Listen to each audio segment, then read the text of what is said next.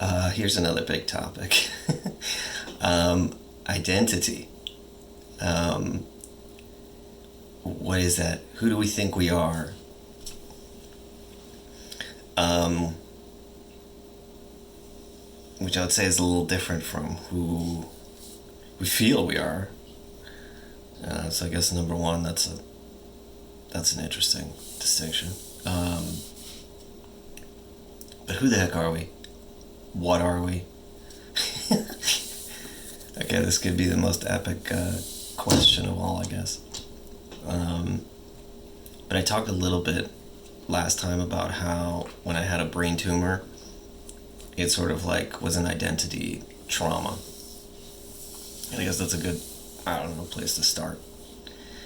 Um, because I don't know if I realized that that's like what it was when it happened, but it hugely changed me all at once, which is also important. So it wasn't slow. So I didn't have time to resort everything as it was happening, like reconfigure whatever my identity was. It was a shock to the whole system. Suddenly not being able to hear in one ear, looking different. Huge shock. At least, I can say, at least was still like myself in my head. Like I still thought the same way. I still remembered everything. There was no shock to the system in that way. It was an more external or less personality related, let's put it that way, shift.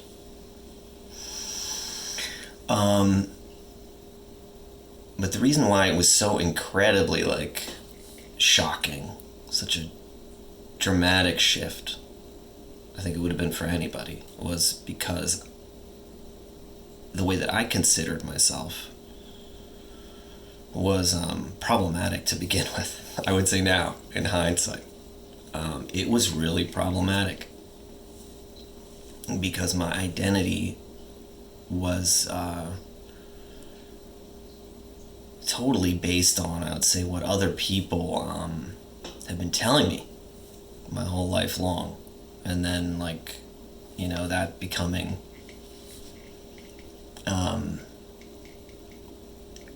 reinforced through, like, my behavior, I guess, because of what was expected of me. So I kept doing that. It was giving me, like, positive feedback.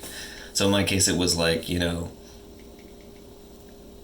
really was told, and I don't recommend this to parents, that I was like amazing, like on many like occasions for dumb abilities, what I would call now almost like arbitrary abilities, or abilities that every child has. Like, I remember one time fixing like a window or something. Some dumb mechanical thing. Okay, great. And being called just like, oh my god, wow, how amazing you are.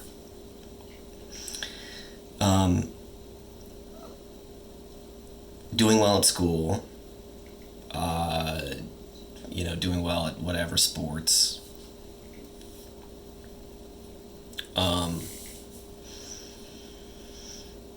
Basically, I would boil it down to performance. Now, so performance was what got you, praise. You could say even love, even though that would be like, the wrong word. Attention, positive attention of any type. Performance.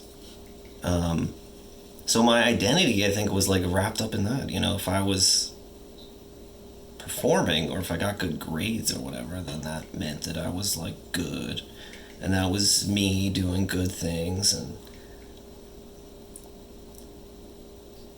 la la la. Very external.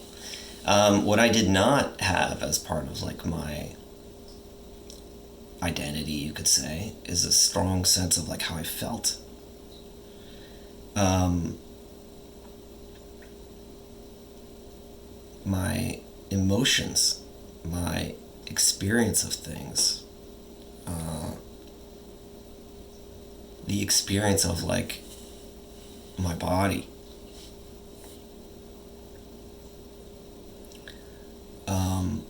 how to connect to people in like a real way, people who weren't in my core unit of family. Um,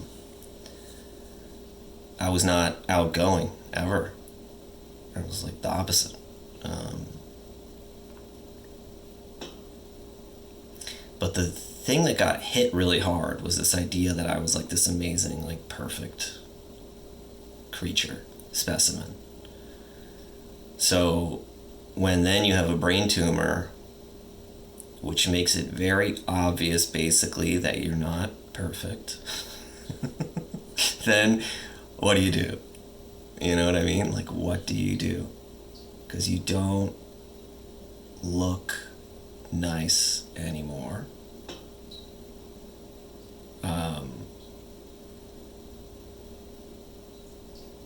What do you do? People think there's something wrong with you. They look at you like there's something wrong with you. Instead of, ooh, amazing, you get good grades and you perform in plays and it's wonderful, great. And now it's like, oh, what happened to you? What's wrong with you? Um,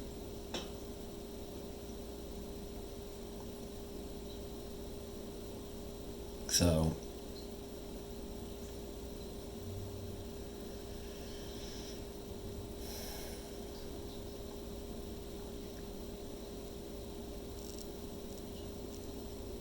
and so the response really was to,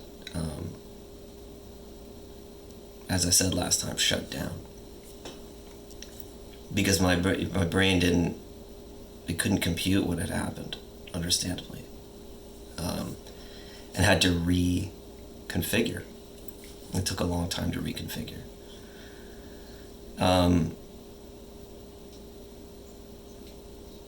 But basically, it really does feel like, like a little bit of a different life. There's like pre that and post that. And I was sort of like changed, but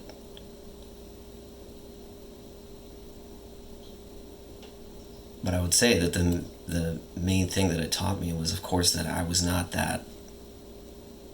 not that identity that I had there, clearly, because otherwise I would have died. I would have been dead, right? There's something that kept going. I was still there.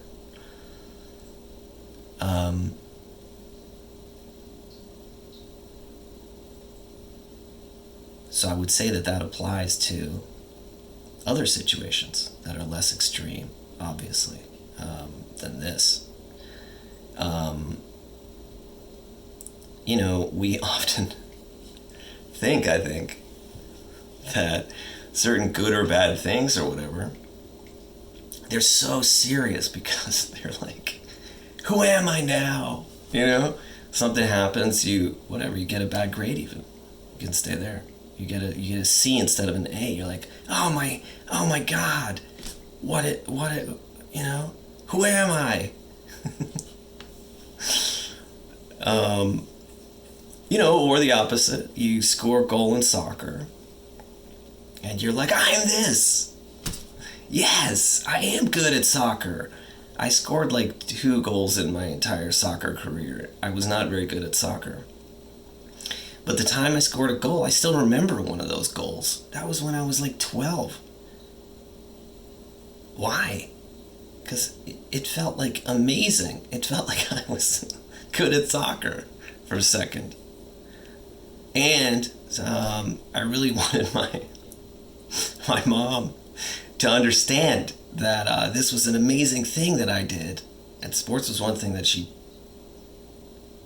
actually didn't care very much about.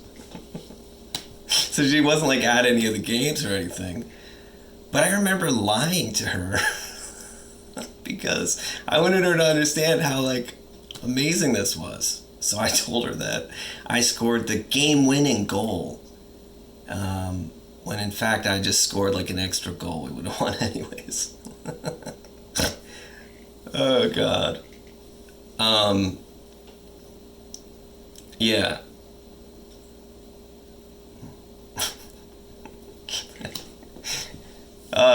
In any case, I think our identity is very wrapped up in like what is happening currently all the time.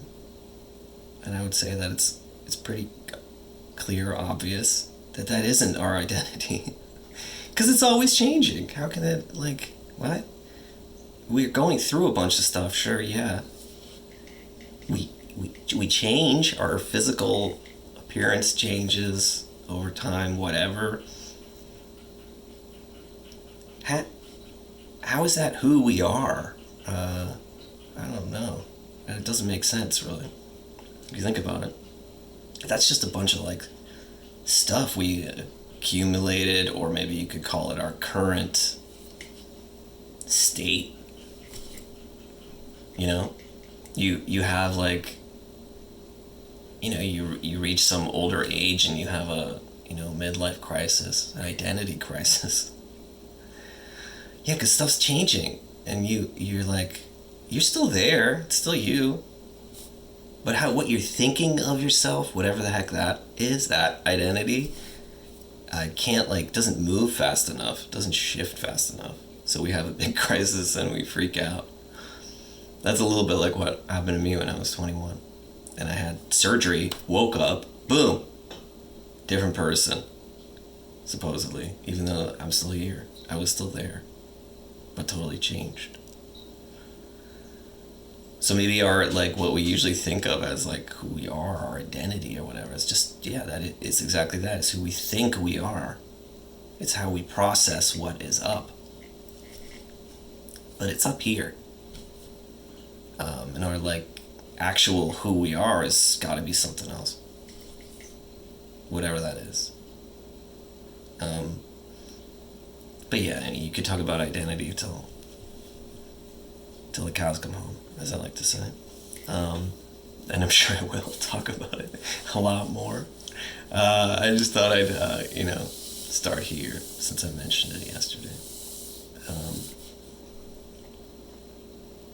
But yeah, that's it. Thank you for being here.